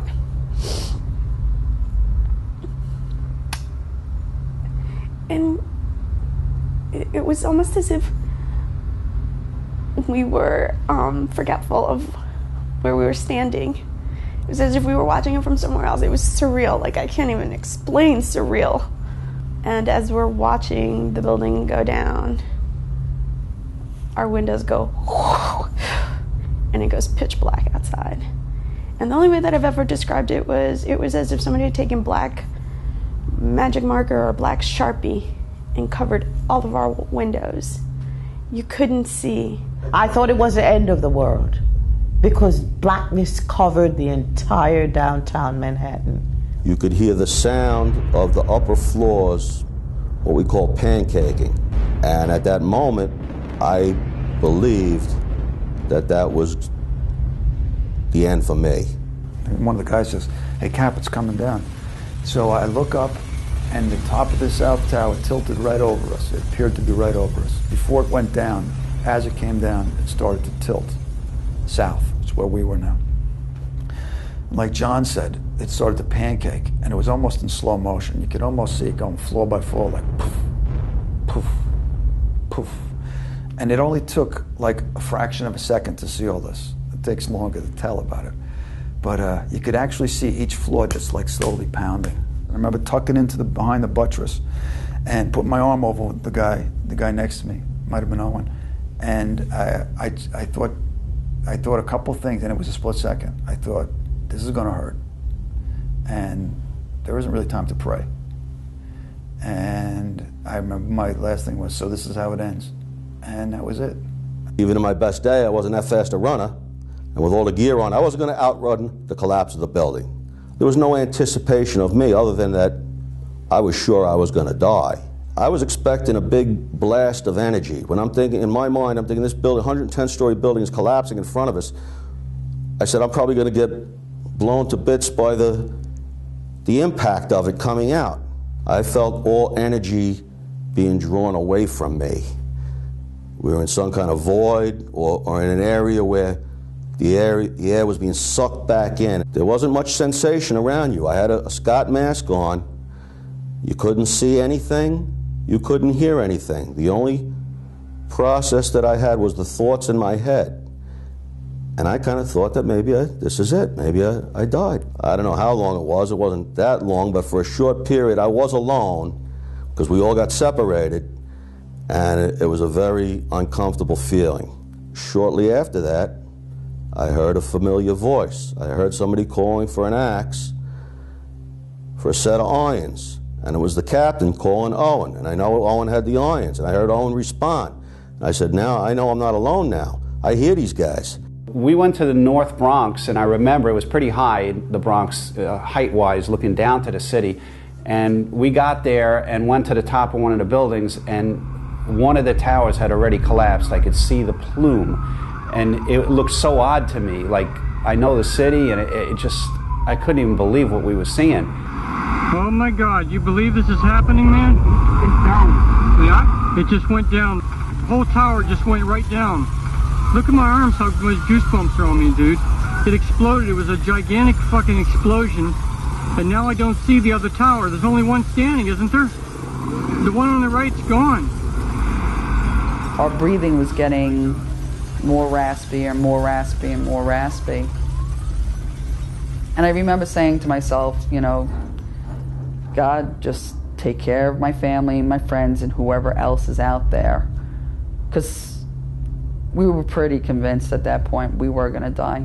Because we know, especially with our training, that superheated air and a closed area does not hold oxygen very long. It didn't occur to me that we were still alive because I really thought we were dead. And I really resigned myself to the fact that we were going to die and be found standing up, all 30 of us. And then all of a sudden, I hear people screaming. And then I see smoke. And then I see like a fireball come up a street. And then I'm feeling wind. And when I tell you this wind was like a tornado, people were starting to hold on to I had to literally hold on to a lamppost. And I couldn't see it from where I was. So I wasn't too sure what it was. And I see this man holding on to the lamppost. I had to hold on to it too because I couldn't stand up. It was like strong wind. And then I'm saying to myself, oh my God. And everybody's screaming, run! The smoke started coming more and more. And I just kept running. And then I'm saying, oh my God, I don't want to die. What is this? And then I just kept saying my prayers. I didn't realize how strong my faith was that day. And you could see down the side street, we just run, you could start to see the blowback from the collapse going down to my peripheral vision. The side streets, you could start to see go down. And then blackness and soot that you couldn't breathe. Normal smoke, you go up, even if it gets thick, you can breathe it for a while. couldn't breathe it at all. I was still saying the top of the building fell off. I was like, nah, it's just the top. The top came down, because my last glimpse was it tilting, and I'm thinking, the top 30 floors came off, which doesn't make any sense whatsoever. And the guys were telling me, this thing goes, no, the whole building came down. The whole building came down. So we're waiting. It was still pitch black outside. And we finally ventured out. It was like snowing outside. It was just white. It was a white haze, and it was eerily quiet. My handy-talkie, I hadn't heard a thing since then. I tried to get on handy-talkie and say 220 to command, 220 to, I changed stations. Nothing. Everything was gray. The New York City firefighters who were there, whatever people were still around, vehicles, buildings, everything gray. And you had this living color as you were coming in. As you got closer and closer and closer to the scene, everything just turned into this gray, which gave it a very, very surreal appearance, But now everything I see, there is no more Technicolor. It is gray. Everything is this ashy gray. I'm covered in it. And I walked up another block, and then I met the captain of the PAPD police precinct at World Trade Center. And he's all disheveled. His tie is off. He's got a short sleeve shirt on. He's missing his hat. His hair is all filled with dust, and he looks like a white man now. We came up at each other and we just grabbed each other in a welcoming embrace. Tony, how are you? Vic, are you okay? Yeah, fine. So we got outside and you couldn't see a thing. Everything was white gray. You couldn't see but maybe 10 feet in front of you.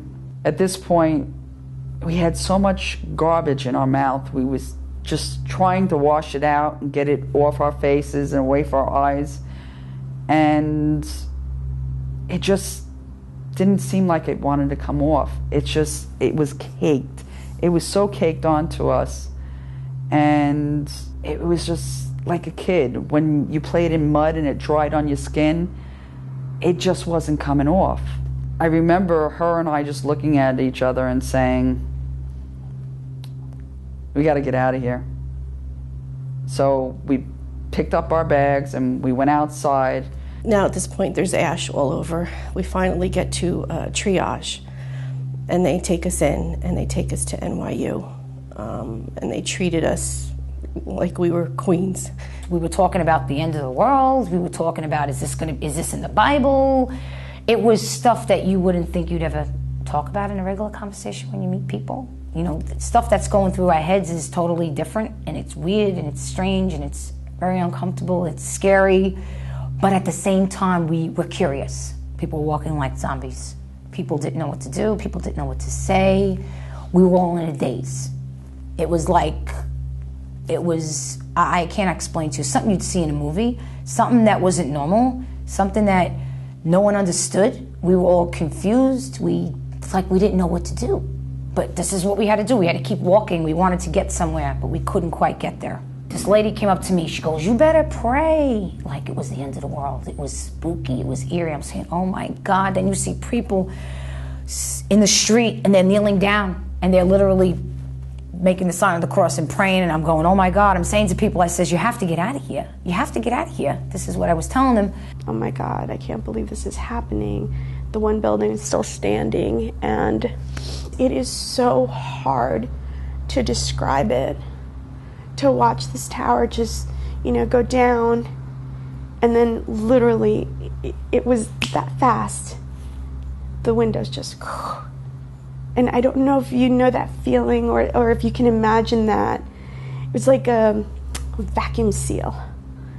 And I think what started freaking us out was when we could smell like the soot coming up the elevator shafts, and we're on the 19th floor. But we stayed in the conference room and we watched. We watched people on Water Street and Main Lane just literally jump out of their vehicles and run down the street. I saw people covered in gray, and they were just walking with a deer in the headlights kind of look in their eyes. They all had cell phones to their ears, and the first thought I had was, don't they know what's going on? Why are they on their phones, not realizing that they were trying to contact their loved ones to tell them they were okay? It just was the wave of gray, dusted people coming back, and then the crush of people from the city trying to find someone. Most people were walking around with dead cell phones on their ears and talking to no one. And there was a lineup over a block long to get to the payphone, because the payphones, even though there's hardly any left, the payphone still worked. So that's how people were. And I remember actually walking by and someone getting a hold of somebody and hearing that fabulous sound of happy tears, and it affected the 20 people behind them, you know, that they all had hope, where everyone looked like zombies beforehand. I looked at these buildings on fire and I watched. What I saw was blue, and I remember telling my friend, I see blue. What had happened is the South Tower number 2, my building where I worked, had collapsed. But it was so incomprehensible. In fact, the entire event was so beyond one's ability to conceive such a thing, that even though the building collapsed, and I saw it collapse, and I saw the blue sky where the building had once stood, I could not process this in my brain. I could only say, I see blue. Can anybody hear me? I'm a civilian. I'm trapped inside of one of your fire trucks underneath. I collapsed. That just happened. Stand by. There's people close to you. I can't breathe much longer. Please save me. I'm in a Cappetto truck. And as I crawled deeper in, everything started to shake, and I got trapped. Pitch black. The stuff came in behind me, and I'm stuck in this hollow, and I couldn't see my hand in front of my face, screaming. No one heard me, nothing, and I really thought I was going to die. I thought, this is it. But I went through that horrible panic, confined space, and I was trained for confined space. I remember I prayed to God, and I wasn't a religious guy or nothing, but I guess that's the time, you know, like, this is kind of it. Please, you know, don't let me suffocate here. Take me quick. And somehow let my kids know that I was doing my best down here. That was like, came to my mind. And just when I said that, I mean, this is my life-changing moment while I was there, I had the gift of holding my 3 infant babies in my arms. Like, I actually, like, we're sitting here right now, naked, beautiful, my 3 kids, a boy and 2 girls, and the smell of the baby smell was on them. And that was so unique for me, because there was nothing but the horrible, putrid smell of death at Ground Zero. It was, anyone who you're going to talk to will recall, of all the things, that smell. So now I'm smelling babies and holding them and seeing them. So to me it was real, and God was with me, and I realized for the first time He doesn't come from far away. He's inside of us, and you just ask Him to be with you, and He's there. And I said, look, I'm ready to go, but if you allow me to stay, I'm making deals now, I promise to dedicate my life to serving you. Whatever that is, that was it, came out of me. Something told me that I had to go further down. I don't know why. It's the opposite reaction of where I should go. And it kind of illuminated, go this way. And I kept crawling down and feeling my way over and under and through. So I eventually made my way south, and I came up under the lobby of the Deutsche Bank building, which is one of the buildings they just took down, across the street. I have no idea how I got there. I came up through the sub-basement and opened the side door, and all the lights of Ground Zero were shining, and I just looked. I said, thank you. We're on 57th and West Side Highway. Let us go down west and get back to you, let you know what's going on. Fort Charlie, the operations post, the command post is going to be set up on West Street. They're moving completely out to West Street. That's correct. I'm in contact with Chief Fian and Commissioner Fian, and that's where we're going to start moving out of further collapse zone. We got to the corner, but we had just run down, where I'd seen the debris coming. And when we got there, I think we're still deciding whether or not we should do a search or we should head to the water. A little gray there, but I knew we wanted to get over to the other side of the financial area. And with that, we felt the rumbling again. And that time, we kind of just knew that was the North Tower coming down. I think one of the guys mentioned it. That's the North Tower coming down. And we headed down that street that we were on and ducked into another building a little later than this one, and waited for the same thing, blackness, waiting for it to end. And that was just the start of it. It was stuff like that for the next, I don't know how many hours or minutes, I have no idea. It seemed like an eternity. It seemed like running from one place to another. Just debris all over the place, like snow, and quiet. Yeah, that's how the morning went. We walked to West Street. I guess we got a block down, and you could hear the rumbling. And we ducked into a hotel. And then you could see just a cloud of black again. And people asking, what do we do? I told one lady, cover your baby up and get on the Staten Island ferry and go west. Get out of the city, don't come back. Leave as soon as you can. From what I understand, it registered as an earthquake somewhere in the United States at 3 something. We were all in stages of shock, and Owen Carlock then suggested that if the South Tower came down, that the North Tower was going to collapse also. It was a very wise thought. I think we were in 75 West Street when the North Tower collapsed. And we knew what it was. We knew what happened. I was in shock. I was a total shock. It was my worst fear. Happened. It happened, and I was shocked. We started moving towards where our sector was, and the ground started shaking again, and all of a sudden it sounded like train, tornado, bomb, all at once. It was just overwhelming. The second tower had just fallen, and we were running for our lives again.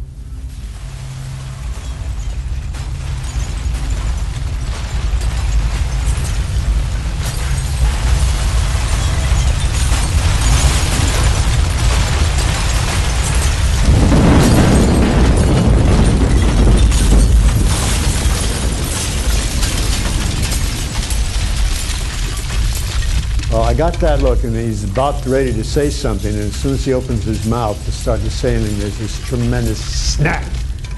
You could hear this pop. It's like somebody took the steel beam and just snapped it in half. And instinctively, I don't know what it was, but it's instinctive. He ran west towards the river, and I ran north up West Street. You know, I was 67 years old at that time. I could run, but I'm not very quick anymore, you know? And so as you start to run, you begin to feel heat, wind, and debris, and almost instantly you're covered in this cloud. So as that cloud begins to cover you, you put my jacket up over my head, my radial hand, I'm holding the jacket up, and I'm trying to keep it tight around me, in some ways trying to use it as a filter, because this cloud that we're looking into is not one of those clouds that you fly through. But I'm still getting blown. But I'm not being pushed with this tremendous downbeat, because those winds probably are up to around 120 miles an hour or more. I know stories of people that I've talked with that say they were picked up and blown across West Street and thrown into a portion of the World Financial Center.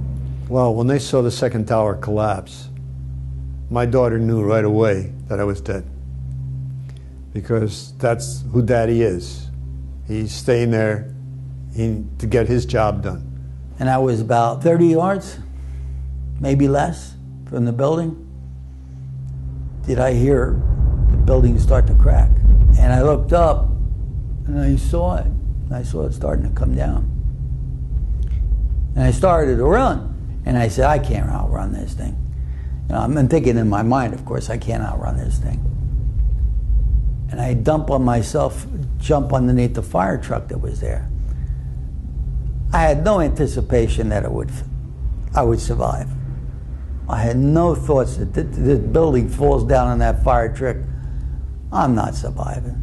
There's no possibility. I'm going to get crushed anyway, you know.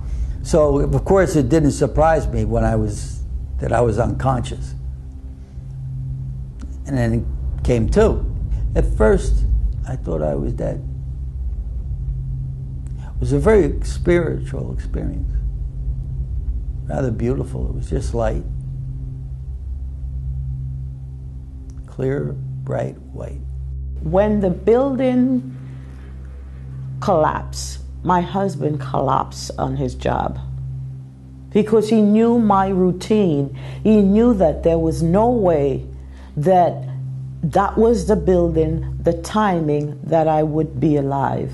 And I just kept thinking that I'm gonna die alone with not my family not around me. That was probably the worst, to think that I couldn't even say goodbye to anybody, or where am I gonna go? What's gonna happen to me? It was an awful feeling.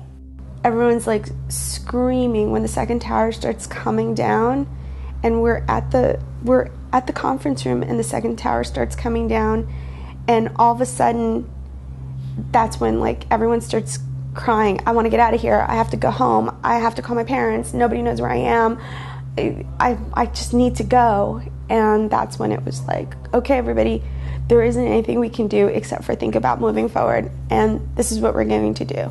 Coincidence, whatever, but it was, again, it couldn't have been more than a minute that I had been home and like looking at this. It was 10:28 on my cable box, and that's when one came down. And when it was about halfway down is when everything kind of dawned on me, and I kind of like went, wait a minute, where's Tower 2?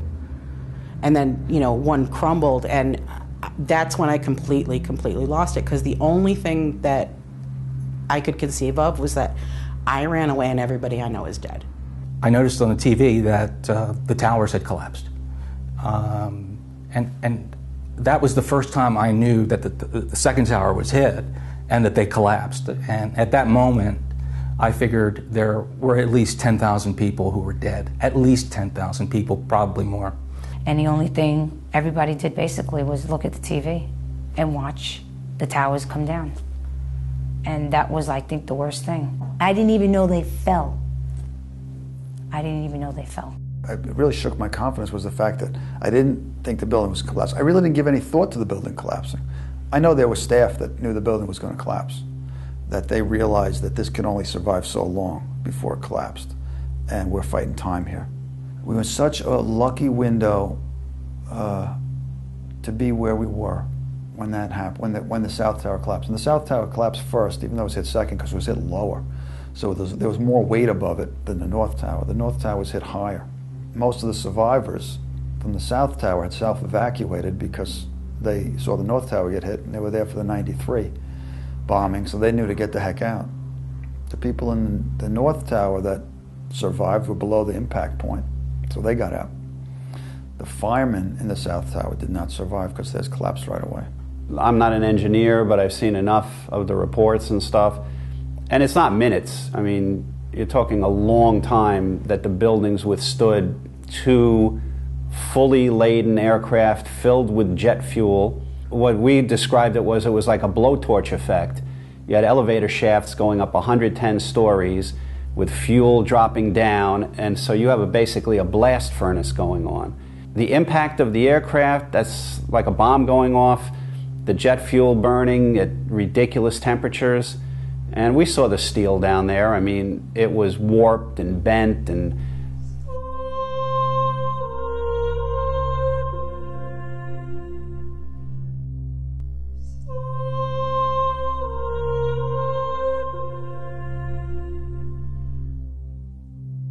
I looked to the left and the skyline was all smoke and dust, and it was a black smoke I've never seen before.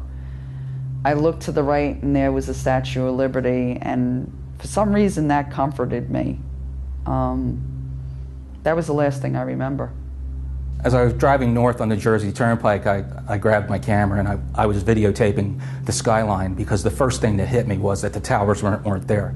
Since I was a kid and driving up North Jersey with my parents to visit relatives, the Twin Towers were always there. And all of a sudden they're gone, just gone. When I first saw the destruction, I couldn't believe it.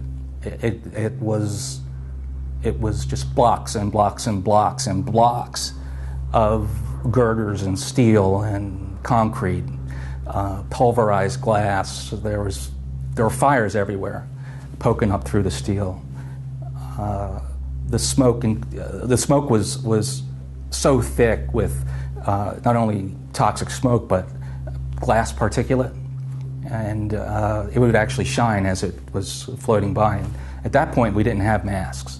The devastation was just, it's not something you expect to see in your hometown, let alone this country. I did come in on that gray, and that was the predominant thing for me. It was featureless, it was lifeless, it was hollow. It was like a post-apocalyptic movie. At the World Trade Center, there was nothing. Everything was pulverized. There was pieces of steel, there was pulverized white stuff that was gooey. And the way you found stuff is you picked your hands through it and you smelled it to see if it smelled like rotten meat. And if it did, you'd put it in a red bag and you'd send it to get checked, to get DNA checked, you know, to see if it was somebody or not. And where I wasn't pulling out legs or anything like that. I was picking out parts of goo that was surrounded with like white chalk. There was nothing there. There was no telephones, which always survive.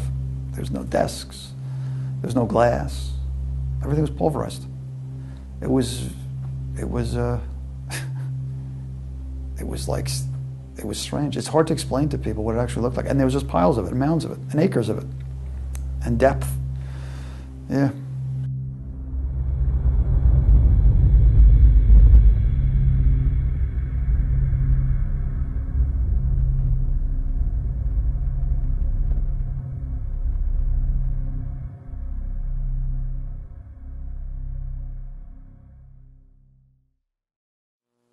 Was there once a time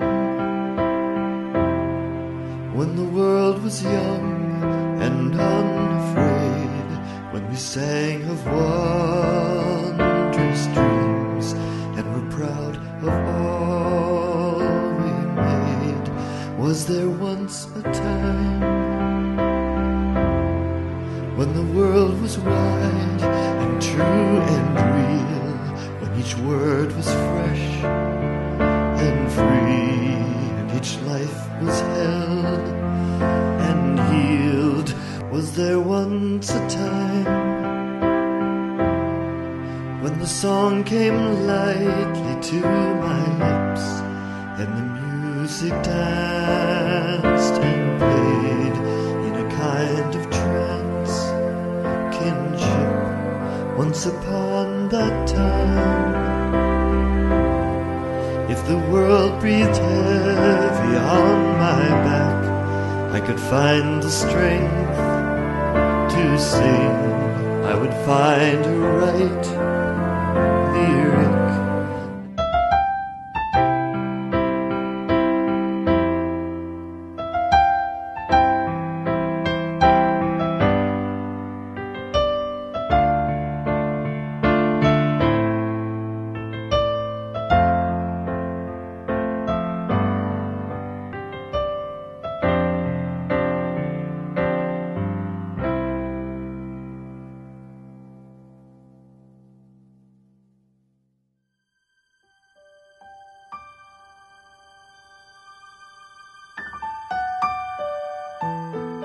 And unbeknownst to me at that time, one of the fatalities that occurred by somebody jumping was Father Michael Judd, who was the chaplain of the Fire Department of New York. Sometime later, I would find his helmet, carry that with me on my egress. When I had seen some of the pictures come through of some of the folks who had been injured, I saw that one of them was Mike, and he didn't look good. And it turned out that Mike had died giving last rites to a firefighter who had been hit by a jumper. And he was hit by a jumper. So Mike was carried to St. Paul's Chapel, and they laid him on the altar. And he's a saint.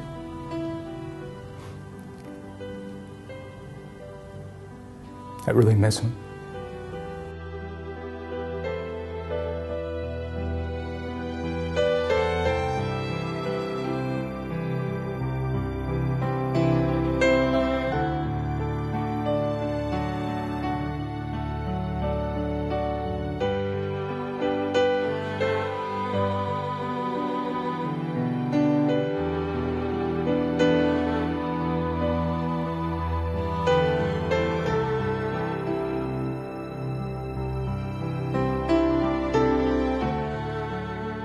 He was the nicest, most kind, loving person in the world.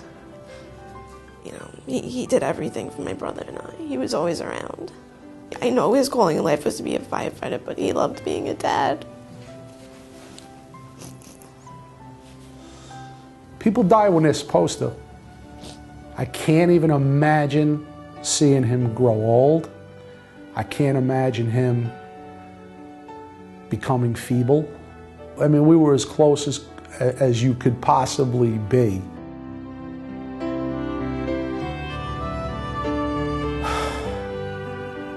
He had a calling. I mean, it's what was supposed to happen. He died a hero.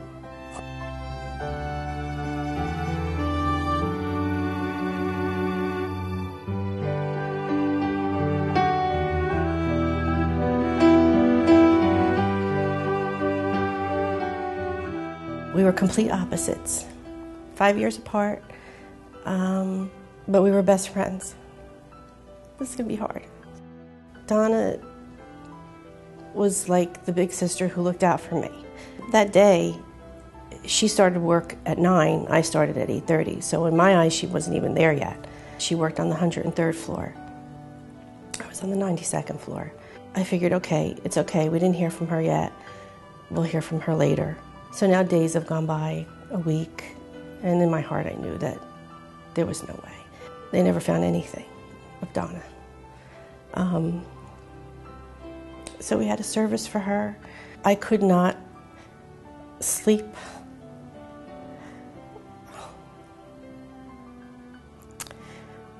I can't believe somebody could cry for a year every night. I had guilt that I was out and she wasn't.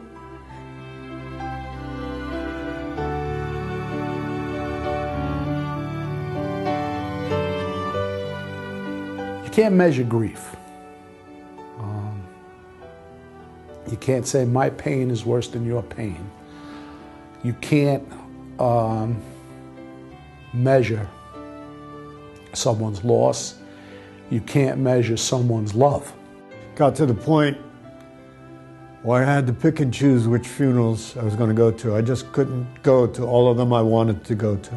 I went to 27 different funerals for the guys, and they were, each one of them was gut-wrenching, you know? And you think you get callous and immune to it, but you don't. I know I thought I cried every tear out. You know, I said, how am I still crying for these guys? Like, I didn't think there was anything left. I lost 23 colleagues. Of those 23, in the ensuing period, even up to a year later, as they identified remains, a memorial service would be held.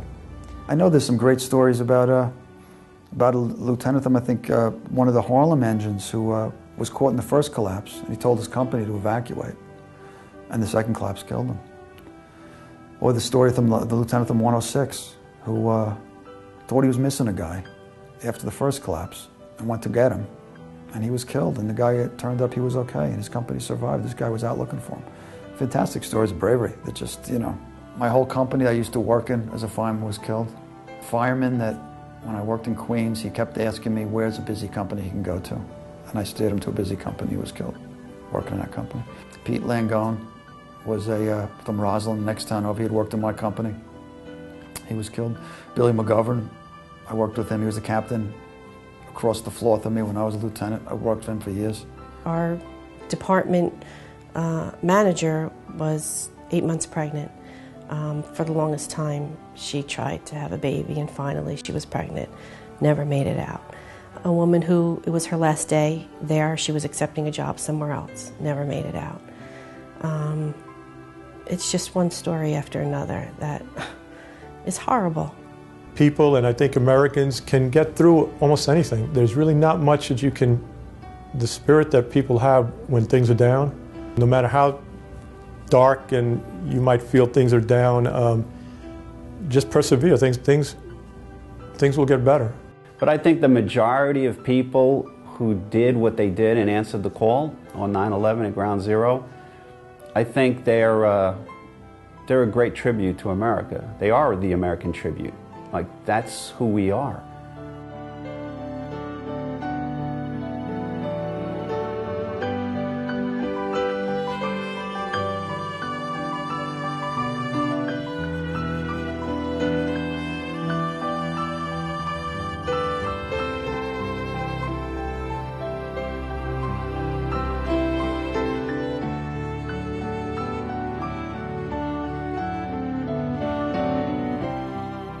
That was one of the hardest parts too, dealing with the aftermath.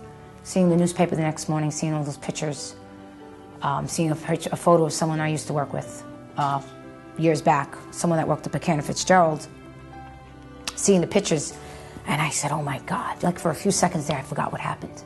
Then I seen the paper and I said, oh my God, I'm looking. And I'm saying, Jesus, this really happened? I don't understand it. This really happened. It's horrible. It was a nightmare. It was a nightmare for me for a long time afterwards.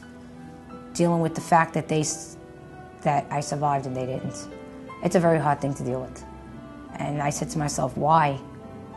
You know, you wonder why. You're grateful. You're thanking God you survived, but why did those people go when I survived? And you have to deal with the guilt. And it's not an easy thing. For a long time, I held on to a lot of guilt of the decisions I made that day, you know, life and death decisions, along with my partner, Jen. I've thought I wish I was killed. Absolutely. I've thought that. I wish I was one of them. I'm glad I'm not one of them. I wish I was one of them. I should have been one of them. Maybe I didn't do my job enough. Maybe I should have went to the South Tower earlier. I thought I was going to die, and I didn't. And I'm still dealing with that every day. It's a good thing. I'm glad I'm here, and I'm trying to be productive with my life, and I think I am. And I know that I was spared that day for a reason. It wasn't my time. They didn't get me then, and they're not going to get me now. It is by no means my doing to being here today, and I attribute the fact that God has called me for, or spared me for bigger and better things. You can't live your life in fear. And so I live every day as if it were my last day. Not all of self and none of thee. It's all of thee and self will do. This is history. This was history. We have fighting in Ireland, and we have fighting in Israel, and we have fighting in Libya and all over, but it's not home. We don't live with that fear of going outside the door and something getting blown up or attacked.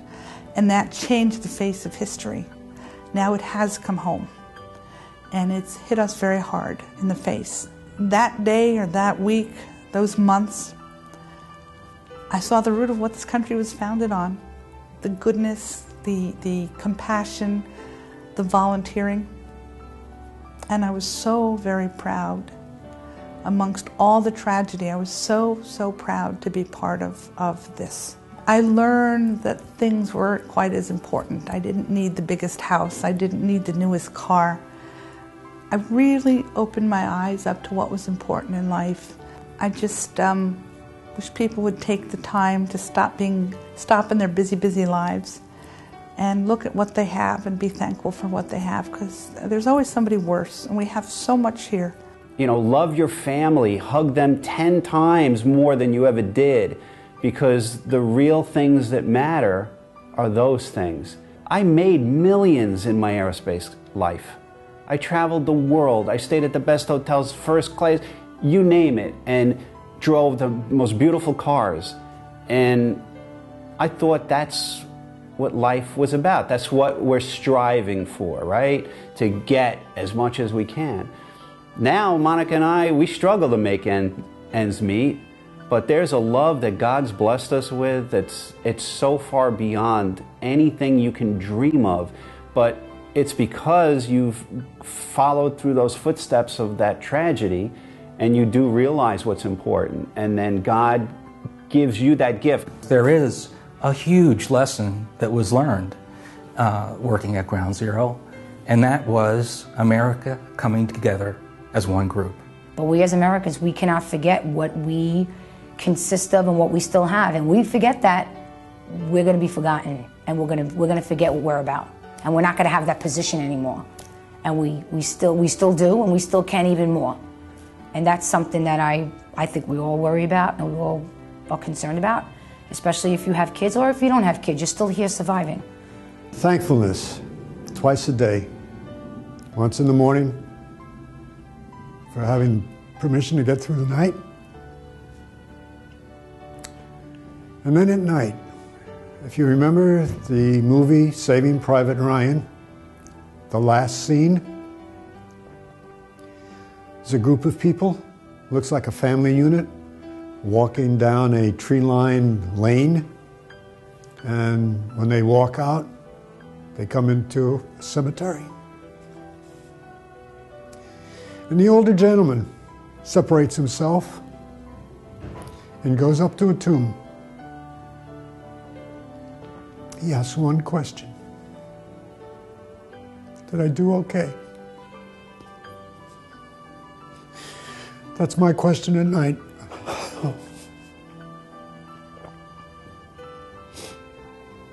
And then I ask for permission to be able to wake up the next morning.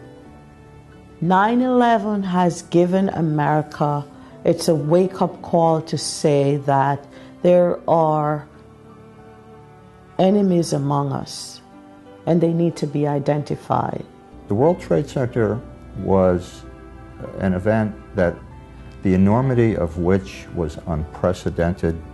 The loss of life was incomprehensible, and it was an event given the media and the coverage that brought the entire world together. We were all focused on this event, and I believe that we should remain focused.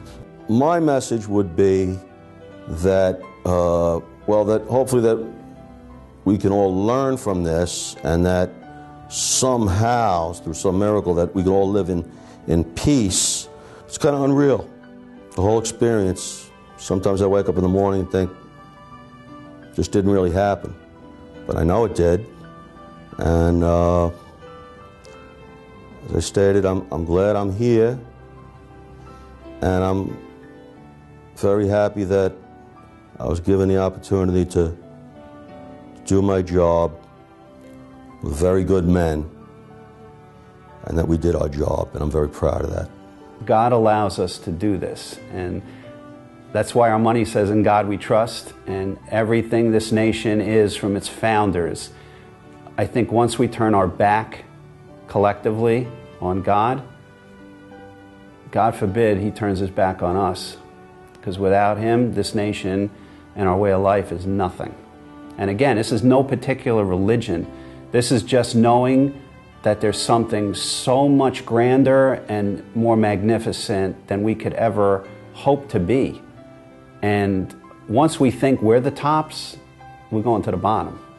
And so I am deeply thankful to have been part of this experience, to relate it to others, to say that there is always hope, and that through adversity we can become much more satisfied in our lives and appreciate all of the wonderful freedoms and privileges in this great United States.